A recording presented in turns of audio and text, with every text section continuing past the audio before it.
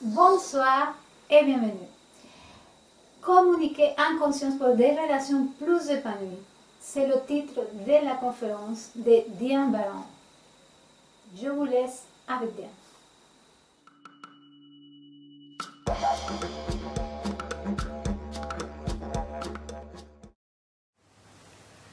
Bonjour et bienvenue à ce deuxième sommet de la conscience.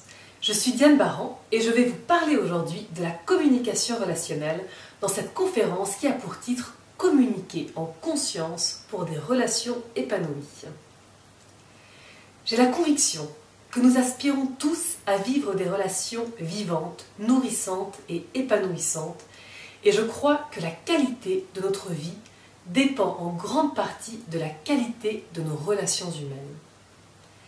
Toutefois, vous avez sûrement remarqué que les relations représentent un véritable défi.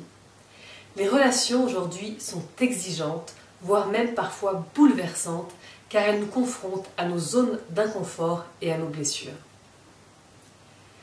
Avez-vous déjà remarqué dans vos relations des obstacles, comme des malentendus, des reproches, des blâmes ou des jugements envers vous-même et aussi envers les autres?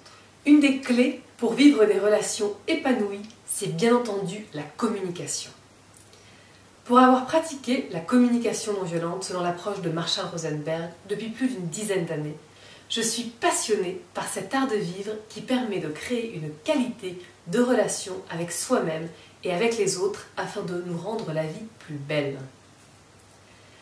Plus qu'un processus, la CNV est un art de vivre où l'on apprend à être sincère, authentique, tout en prenant soin de l'autre et de la qualité de la relation.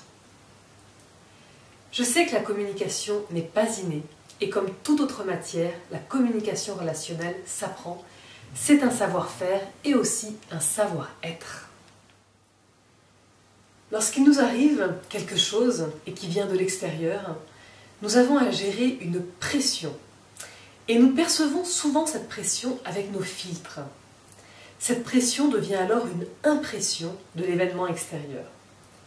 Sans être outillés, nous allons gérer cette pression du mieux que nous pouvons, parfois sous forme de répression, c'est-à-dire de violence envers les autres, parfois sous forme d'oppression, c'est-à-dire de violence envers soi-même, parfois en dépression. Et ce vers quoi nous souhaitons aller, c'est bien entendu vers l'expression. J'aimerais vous présenter un petit schéma récapitulatif de ce que la CNV propose au sein de nos relations. La CNV permet d'une part de clarifier la communication.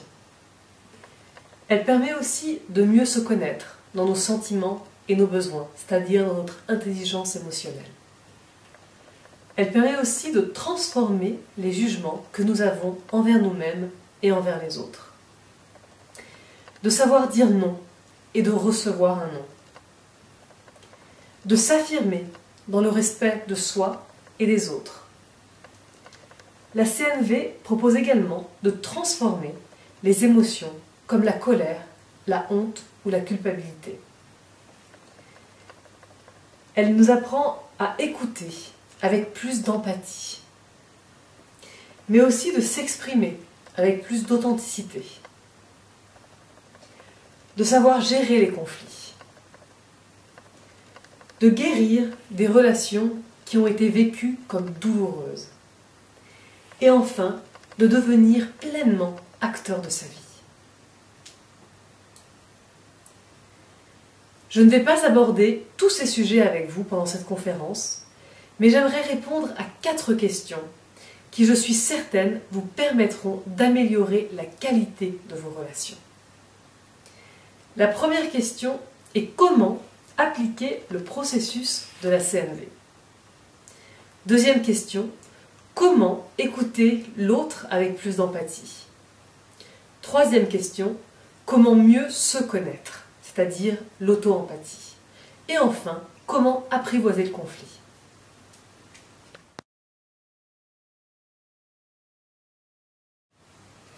Le processus de la CNV est à la fois simple et pratique.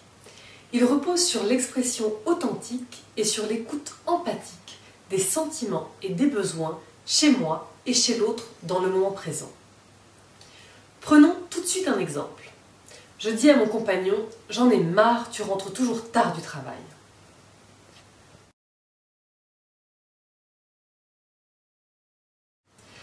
Au lieu de voir les torts de l'autre, je vais prendre la responsabilité de ce que je vis et utiliser l'expression authentique en 4 étapes: l'observation, le sentiment, le besoin et la demande.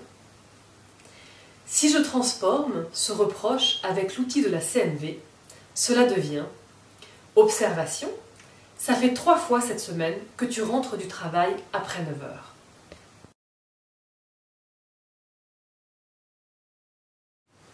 Je me sens triste et frustrée parce que j'ai très envie de partager plus de temps avec toi le soir.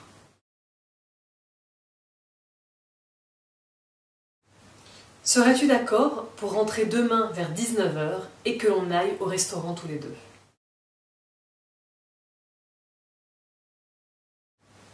La première étape est d'observer ce que fait ou dit l'autre et qui nous fait réagir en termes factuels. Nous allons distinguer l'observation de l'évaluation. L'observation est factuelle et elle permet d'ouvrir le dialogue alors que l'évaluation accuse l'autre. Je vous donne d'autres exemples. Les phrases que je vais vous citer sont-elles selon vous des évaluations ou des observations? Tu es vraiment égoïste. Pendant cette réunion, tu as pris la parole 2 fois. Et enfin, tu es tellement gentille. Je vous laisse quelques instants pour réfléchir.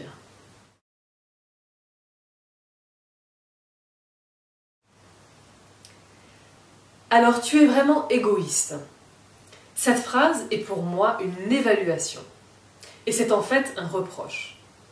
Une observation serait « Tu as mangé la plaquette de chocolat en entier ». La deuxième phrase « Pendant cette réunion, tu as pris la parole 2 fois » est une observation neutre car nous décrivons les faits.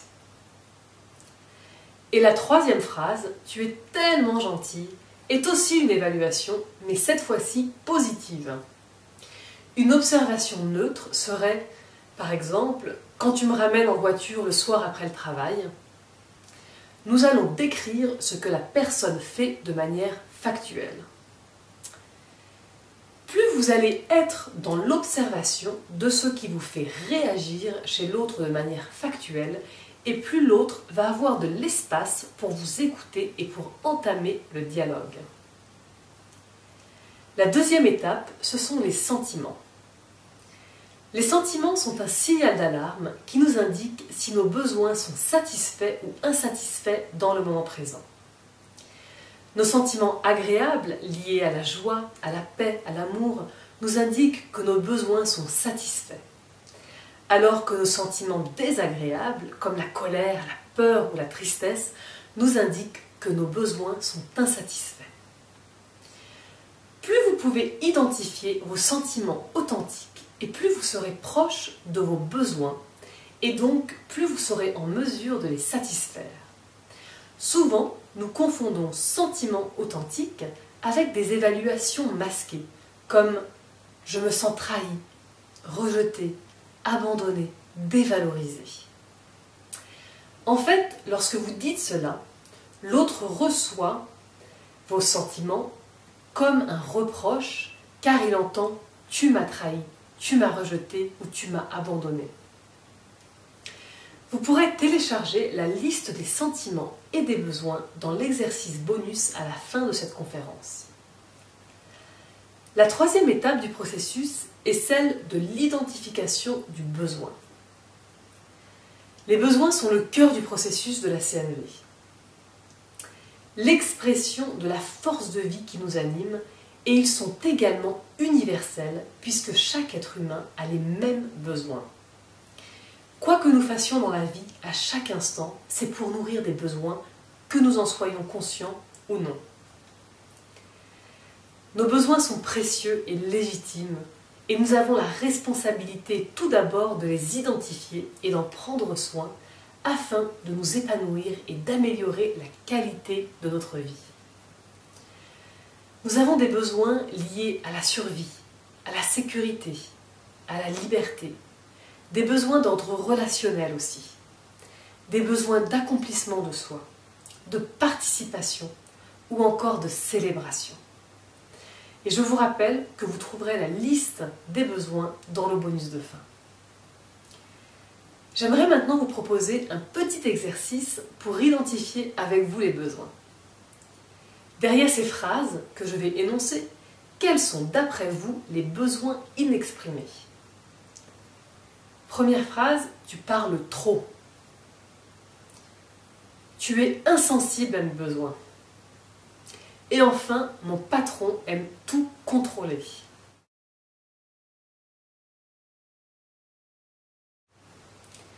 Dans la première phrase, tu parles trop, le besoin de la personne pourrait être un besoin de calme et de lien, de connexion avec la personne qui parle. Dans la deuxième phrase, tu es insensible à mes besoins, la personne pourrait dire en fait, j'ai besoin de plus de soins et d'attention. Et enfin, dans la troisième phrase, mon patron aime tout contrôler, il peut s'agir d'un besoin de plus de liberté ou d'autonomie au travail. Donc vous voyez, la CNV est un outil merveilleux pour traduire tous les jugements que nous avons envers soi-même et envers les autres en termes de sentiments et de besoins. Aussi, j'aimerais attirer votre attention sur le fait qu'un besoin n'est pas une stratégie. J'ai besoin que tu rentres plus tôt du travail n'est pas un besoin, mais une stratégie pour nourrir un besoin de partage. Et souvent, cette distinction entre stratégie et besoin va être l'élément déclencheur de conflits dans nos relations. La quatrième et dernière étape du processus d'expression authentique est la demande. La demande est ce qui nous permet d'aller vers la rencontre de nos besoins pour améliorer notre vie. En ne faisant aucune demande, nous restons souvent dans un état d'impuissance et parfois de découragement, car nous ne savons pas comment aller vers la satisfaction de nos besoins. Apprendre à faire des demandes, c'est aussi une compétence qui s'apprend. Plus une demande est réaliste, positive, concrète et négociable, et plus vous avez de chances que l'autre puisse y répondre. Aussi, apprendre à faire des demandes, de vraies demandes, c'est en effet prendre le risque que l'autre nous dise non, car une demande n'est pas une exigence. Je vous invite maintenant à choisir un besoin qui vous tient vraiment à cœur en ce moment et de deviner 3 demandes que vous pourriez vous faire ou faire à quelqu'un d'autre afin d'aller vers la réalisation de votre besoin. Prenons un exemple.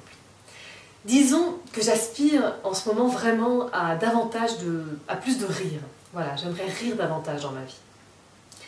Quelle demande est-ce que je peux me faire ou faire à quelqu'un d'autre pour nourrir ce besoin? Peut-être que je vais me demander de m'inscrire à un club de rire hebdomadaire, par exemple. Peut-être aussi que je vais choisir de regarder une fois par semaine des films drôles. Et aussi, peut-être que je vais appeler mon amie avec qui je rigole énormément et à qui je vais demander est-ce qu'elle veut bien passer le week-end avec moi pour que vraiment on puisse rigoler de bon cœur toutes les deux. En conclusion des demandes, je dirais que demander, c'est offrir un cadeau à l'autre, car c'est lui permettre de contribuer à notre bien-être et aussi lui permettre de donner. Et vous le savez, comme moi, donner lorsque c'est fait avec la joie du cœur fait partie de ces moments magiques de la vie. Alors pourquoi se priver de donner et priver l'autre également de donner? Alors allez-y, comme disait Marshall Rosenberg, demandez, demandez, demandez.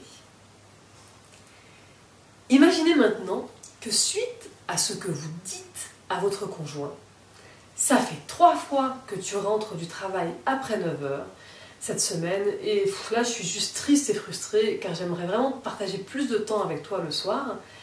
est-ce que tu serais d'accord de rentrer demain vers 19h et que l'on aille au restaurant tous les deux? Et là, votre conjoint vous répond « Ah là là, c'est toujours la même chose avec toi, moi aussi j'ai des priorités et tu pourrais quand même comprendre que ce dossier au travail est important pour moi. » Et oui, parfois notre authenticité peut faire aussi réagir les autres, car même si nous exprimons nos besoins, il est également précieux d'écouter les besoins des autres. Nous allons maintenant voir la deuxième partie de ce processus qui est l'écoute empathique.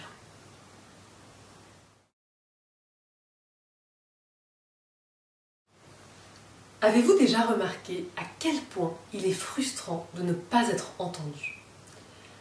Souvent on pense savoir écouter l'autre, mais en réalité, on moralise. Écoute, à ton âge, tu devrais savoir mieux quand même. Hein. On sympathise. Oh, ça doit vraiment être dur ce que tu traverses, hein. C'est pas de chance. On console. Tu verras, ça ira mieux, tu en rencontreras d'autres des hommes. On trouve des solutions. Bon écoute, tu appelles mon psy tout de suite et ça ira mieux.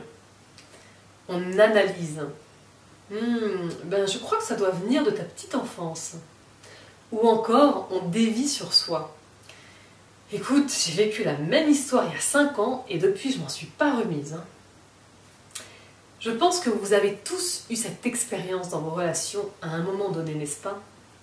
Et cela peut être vraiment très frustrant, car nous avons tous besoin d'être pleinement accueillis et entendus. L'écoute empathique est une compétence précieuse à acquérir dans les relations, et qui nous permet de comprendre l'autre et de prendre la mesure de ce que l'autre vit sans vouloir changer quoi que ce soit. C'est tout d'abord un accueil et une qualité de présence à l'autre. On peut offrir cet accueil juste par notre silence et aussi par une reformulation empathique de l'autre. Une simple reformulation des sentiments et des besoins que vous devinez chez l'autre peut lui permettre de se mettre en lien avec son monde intérieur. Alors je vais maintenant vous proposer quelques phrases et nous allons essayer de trouver une reformulation qui pourrait être plus empathique, c'est-à-dire en reformulant les sentiments et les besoins de l'autre. De toute façon, il n'est jamais là pour moi. Et on pourrait répondre, oui, c'est vrai, je crois que tu devrais vraiment le quitter. Une réponse plus empathique serait, est-ce que tu te sens frustré parce que tu aspires à plus de partage et de soutien dans la relation? Deuxième phrase, ah là là, elle est fatigante celle-là, elle parle vraiment trop. On pourrait répondre, ah oui, hein, moi aussi ça me fatigue, d'ailleurs j'ai rencontré une copine la semaine dernière et elle parlait tout le temps aussi, voilà, et la personne continue. Une réponse plus empathique serait, est-ce que tu te sens agacé? Parce que c'est important pour toi d'avoir la réciprocité dans le dialogue et aussi d'avoir plus de considération pour ce que tu as à dire. Et troisième phrase, on peut vraiment pas lui faire confiance, hein. On pourrait répondre « Ah là là, ma pauvre, hein, c'est vraiment triste ». Ou bien, une réponse plus empathique serait « Est-ce que tu te sens déçu parce que tu aimerais vraiment pouvoir faire confiance et avoir davantage de soutien ?» Alors si nous revenons à notre exemple de tout à l'heure, c'est toujours la même chose avec toi. Moi aussi, j'ai des priorités et tu pourrais quand même comprendre que ce dossier au travail est important pour moi. Quelle serait pour vous une écoute empathique?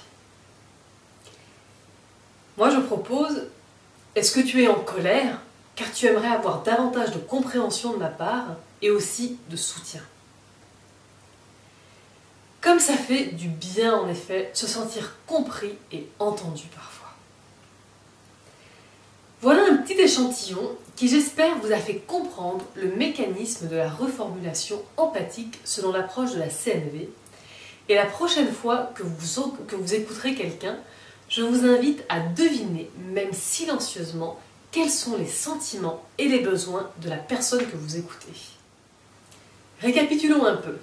Nous avons parlé du processus de la CNV qui consiste à s'exprimer de manière authentique en utilisant les 4 étapes de l'observation, du sentiment, du besoin et de la demande. Nous avons aussi vu le processus de l'écoute empathique en essayant de deviner les sentiments et les besoins de la personne qui s'exprime.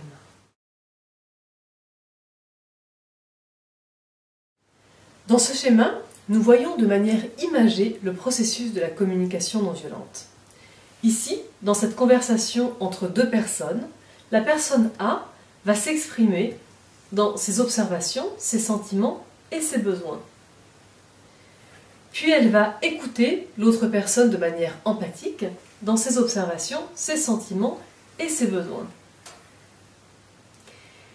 L'intention de la communication non violente étant de trouver des demandes, c'est-à-dire des solutions créatives qui vont répondre à tous les besoins. Cette danse peut nécessiter plusieurs expressions et plusieurs écoutes avant d'en arriver là et avant de pouvoir réellement trouver des solutions créatives qui vont nourrir les besoins de tous. Aussi, il sera important, voire nécessaire, que la personne qui s'exprime clarifie d'abord ce qui se passe en elle avant de pouvoir écouter l'autre de manière empathique. Aussi, lorsque nous commençons à utiliser le processus de la CNV avec nos proches, les débuts peuvent être parfois très frustrants pour soi et aussi pour les autres, car nous utilisons ce processus de manière un peu caricaturale, un peu comme un perroquet qui récite des mots sans véritablement les ressentir. Pour commencer à intégrer ce nouveau langage avec plus de fluidité, une des voies royales pour intégrer ce processus est l'auto-empathie ou l'art de mieux se connaître.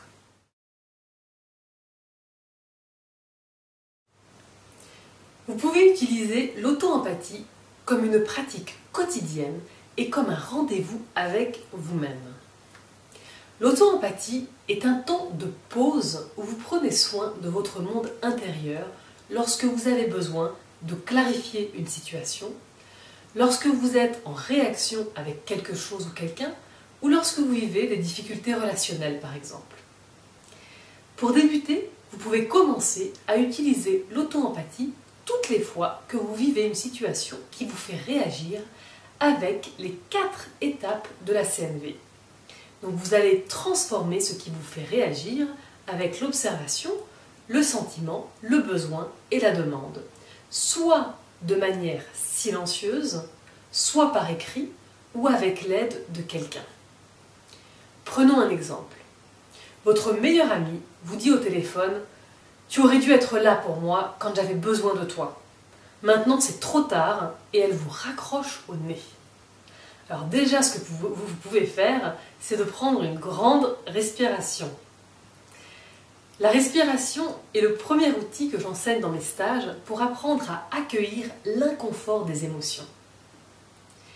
Suite à la respiration, la prochaine étape est celle de vous offrir justement un temps d'auto-empathie en identifiant soit de manière silencieuse ou par écrit les 4 étapes de la CNV pour clarifier ce qui se passe en vous. Première étape, identifiez vos jugements et vos pensées. Dans ce cas-là, cela pourrait être « Franchement, elle est gonflée quand même avec ses exigences. J'ai fait de mon mieux à un moment très délicat dans ma vie où je vivais une crise professionnelle et voilà, elle aurait quand même pu avoir plus de compréhension. » Donc vous exprimez toutes les pensées et les jugements qui vous passent par la tête pour libérer l'énergie qui vous traverse à ce moment-là. La deuxième étape est d'identifier l'observation qui est à la source de votre réaction. Dans ce cas-là, ce qui est à la source de ma réaction, c'est quand j'entends « tu aurais dû être là ». La troisième étape, identifiez vos sentiments. Moi, dans ce cas-là, je me sens en colère. Et enfin, identifiez vos besoins. Et mon besoin ici, c'est d'avoir plus de compréhension, plus d'empathie aussi pour la situation que je traversais moi-même à ce moment-là. Et aussi, j'ai besoin d'être libre de mes choix. Vraiment de pouvoir, voilà, quand elle me dit « tu aurais dû être là », il y a quelque chose où ça fige à l'intérieur, car j'ai vraiment besoin d'être libre de pouvoir agir. Et enfin, la dernière étape est d'identifier votre demande. Dans ces cas-là, moi je me demande de lui écrire une lettre à cette amie pour lui expliquer ce qui m'a empêché d'être davantage présente dans sa vie à ce moment-là, et aussi pour lui exprimer ma vérité avec authenticité. Voilà, donc à chaque fois que quelque chose ou quelqu'un vous fait réagir, vous pouvez déjà respirer pour contenir ces émotions et prendre un temps de pause pour appliquer l'auto-empathie sur vous-même en 4 étapes.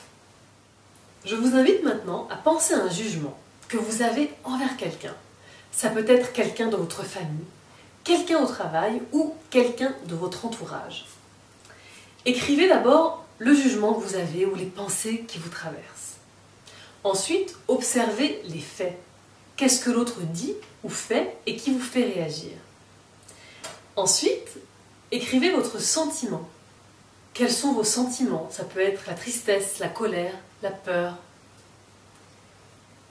Ensuite, écrivez vos besoins. Quels sont vos besoins qui ne sont pas satisfaits? Et enfin, identifiez la demande. Quelle demande vous pouvez vous faire ou faire à quelqu'un d'autre pour vous rendre la vie plus belle? Voilà, je vous recommande, avant de commencer à appliquer le langage de la CNV avec votre entourage, de vous relier d'abord à votre monde intérieur en prenant le temps de vous offrir cet espace d'auto-empathie pour clarifier et ressentir dans votre corps et vos émotions ce qui se passe en vous.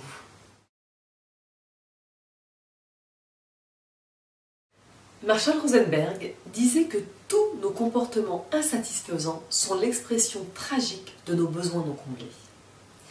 Plus vous serez en mesure de reconnaître ces besoins et plus vous serez à même de transformer vos jugements envers vous-même et envers les autres, de vous faire des demandes concrètes pour améliorer votre vie ou tout simplement pour vous relier profondément à vous-même et aux autres.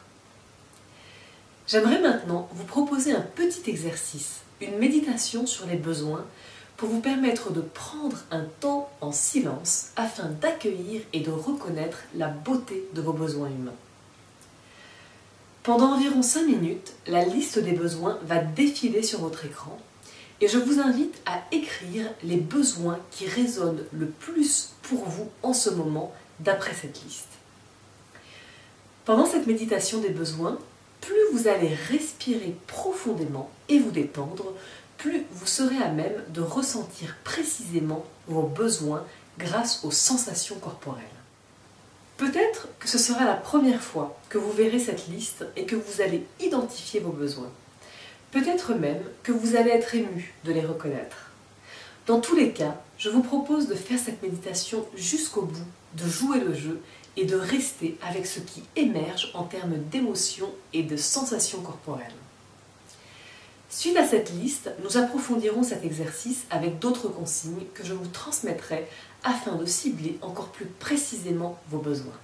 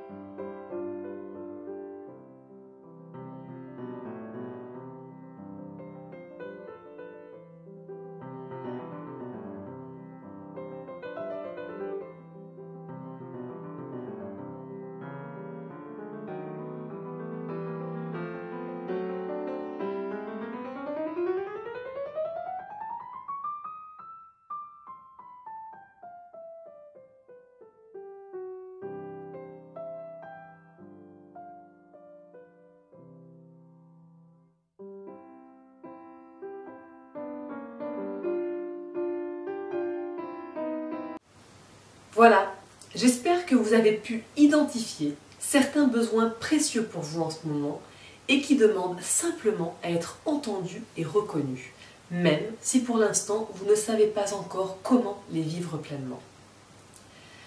Je vous propose de regarder les besoins que vous avez écrits et de sélectionner les 3 besoins qui résonnent le plus en vous en ce moment. Pour chacun de ces besoins, je vous propose de prendre une grande inspiration et de répéter à haute voix « En ce moment, j'ai besoin de » et de nommer le besoin en question. Puis à nouveau, prenez une grande inspiration. Je vous montre concrètement comment je pratique cela. Si par exemple, en ce moment, j'ai besoin de confiance, je vais prendre une grande inspiration. En ce moment, j'ai vraiment besoin de confiance.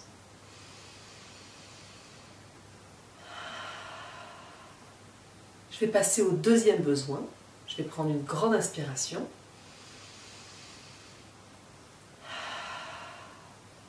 En ce moment, j'ai besoin de collaboration.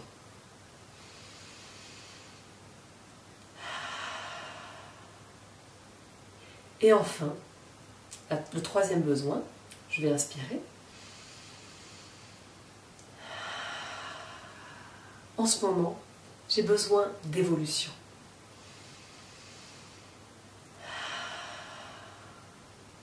Voilà, tout simplement de prendre une grande inspiration avant d'exprimer votre besoin et de prendre une grande inspiration après.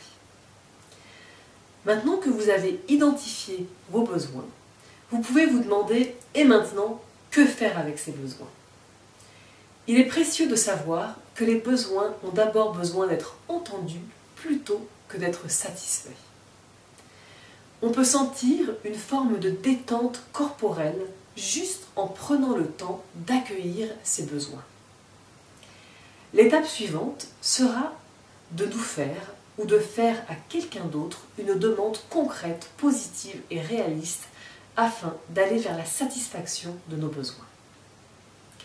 Prenons un exemple. Si vous avez besoin de plus d'amour dans votre vie actuellement, peut-être que vous pourriez vous demander de faire tous les matins des affirmations positives devant le miroir, ou bien de vous offrir un massage, ou encore de vous inscrire à des cours hebdomadaires de biodanza qui activent en nous ce potentiel affectif et que je pratique moi-même régulièrement. Enfin, si vous ne savez pas quelle demande vous faire ou faire à quelqu'un d'autre, je vous invite à symboliser votre besoin par une petite pierre ou un objet spécifique et pendant quelques jours, vous pouvez garder cet objet sur vous, le toucher même, pour vous permettre de vous relier à votre besoin. Cette pratique ne vient pas de la CNV, mais elle m'aide lorsque je me trouve parfois démunie face à la réalisation de mes propres besoins. Voilà, j'espère que cette méditation vous a permis de vous relier à vous-même et aussi vous a donné envie de poursuivre cette découverte et cette rencontre avec vos besoins pour vivre des relations plus en conscience et vous permettre d'apprivoiser les conflits.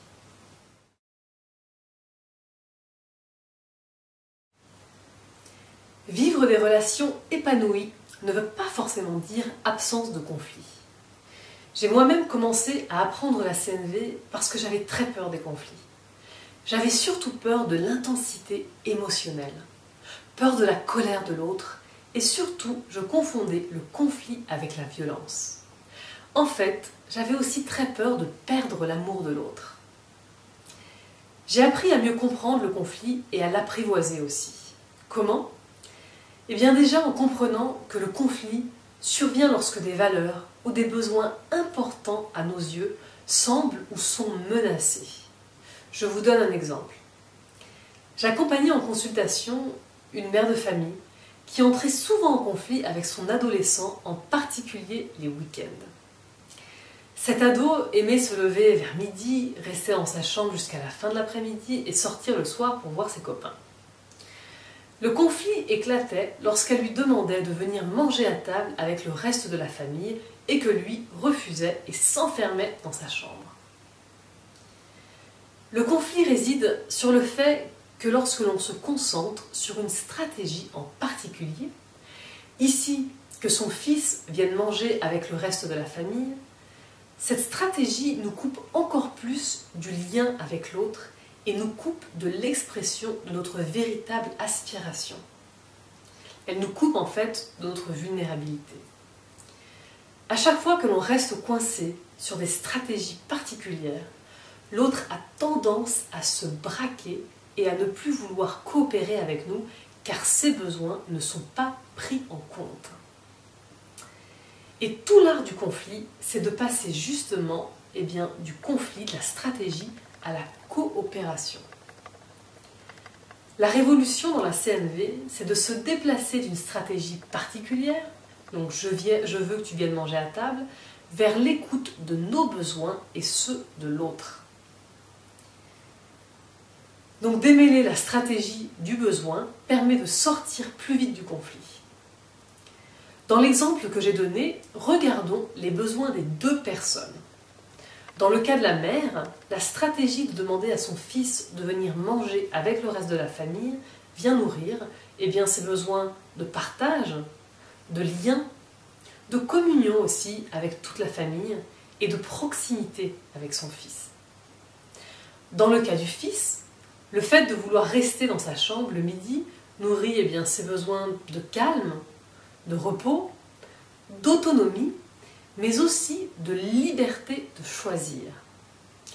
Lorsque la femme a pris le temps de vraiment entendre ses propres besoins et ceux de son fils, elle a pu se détendre en voyant que son fils cherchait à s'affirmer et à se positionner devant une exigence de sa part.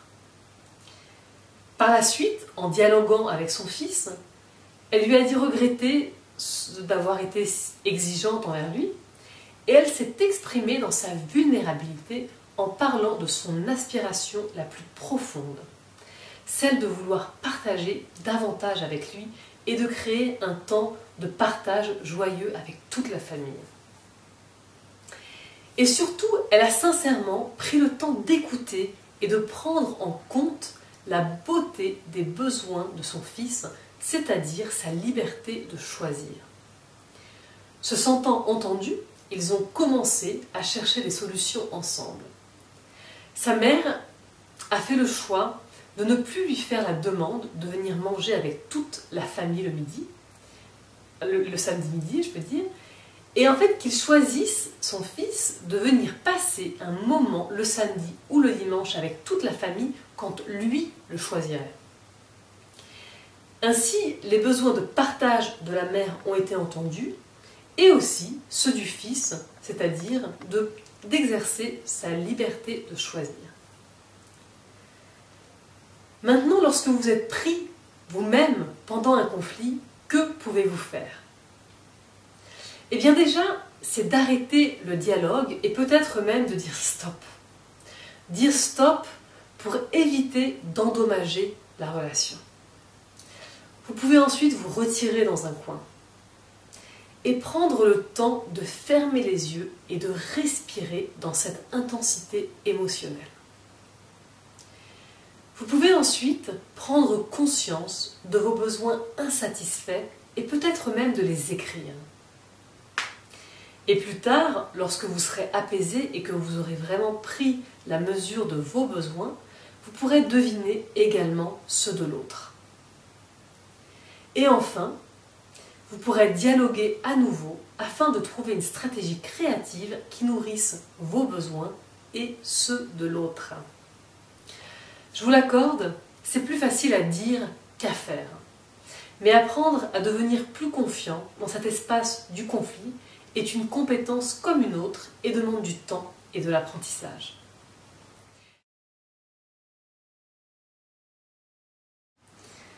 Voilà, j'espère que cette conférence, communiquée en conscience pour des relations épanouies, vous a permis de mieux cerner comment nous pouvons transformer notre langage relationnel habituel et parfois insatisfaisant grâce à ces trois outils que sont l'auto-empathie, l'expression authentique et l'écoute empathique en identifiant à chaque fois les observations, les sentiments, les besoins et les demandes qui vont vous rendre la vie plus belle. Cette forme de communication qui permet de rétablir la qualité du lien envers soi et envers les autres prend du temps à s'intégrer comme un langage naturel. Aussi, grâce aux listes des sentiments et des besoins que vous pourrez télécharger, je vous invite à faire un petit pas de plus vers une communication plus consciente en écrivant sur un carnet toutes les phrases que vous dites et que vous entendez et qui vous font réagir et de les transformer comme un jeu en termes d'observation, de sentiments, de besoins et de demandes. Aussi, si vous souhaitez en apprendre davantage sur ces compétences, vous avez la possibilité de vous former à travers des livres, des stages et des groupes de pratique qui sont proposés partout en France et aussi à l'étranger. Vous trouverez ces différentes ressources ainsi que mes services de coaching relationnel et de stage sur mon site www.dianebaran.fr. Merci pour l'intérêt que vous avez porté à cette conférence et j'aimerais terminer par la lecture d'un petit extrait du livre de Marshall Rosenberg, « Les mots sont des fenêtres ou bien ce sont des murs ».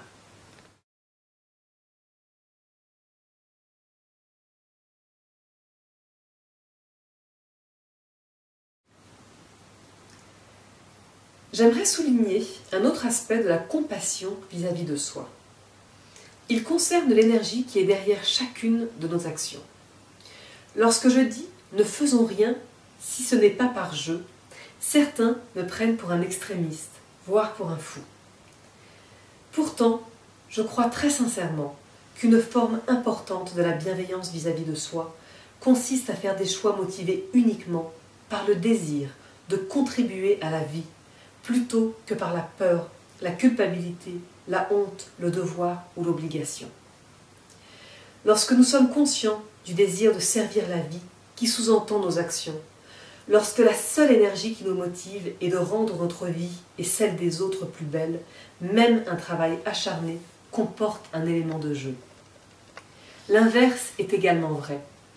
Lorsque nous pratiquons une activité habituellement joyeuse, par obligation, devoir, peur, culpabilité ou honte, elle perd son côté exaltant et finit par susciter une résistance. Il y a de nombreuses années, je me suis lancée dans une activité qui a multiplié les occasions de joie et de bonheur dans ma vie, tout en réduisant la dépression, la culpabilité et la honte. Je la présente ici comme un moyen d'approfondir notre compassion envers nous-mêmes, de nous aider à vivre notre vie comme un jeu joyeux, en restant ancrés dans la conscience que tout ce que nous faisons est motivé par notre besoin d'embellir la vie. Alors au plaisir de vous retrouver sur mon site internet www.dianebaran.fr et de continuer ensemble à embellir la vie.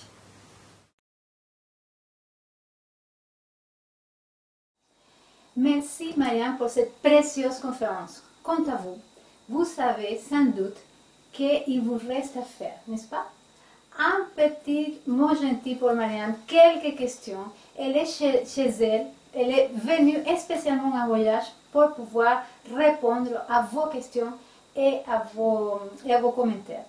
Je profite pour vous rappeler que les outils de la conscience sont disponibles et que toute l'information se trouve dans l'onglet Outils de la conscience.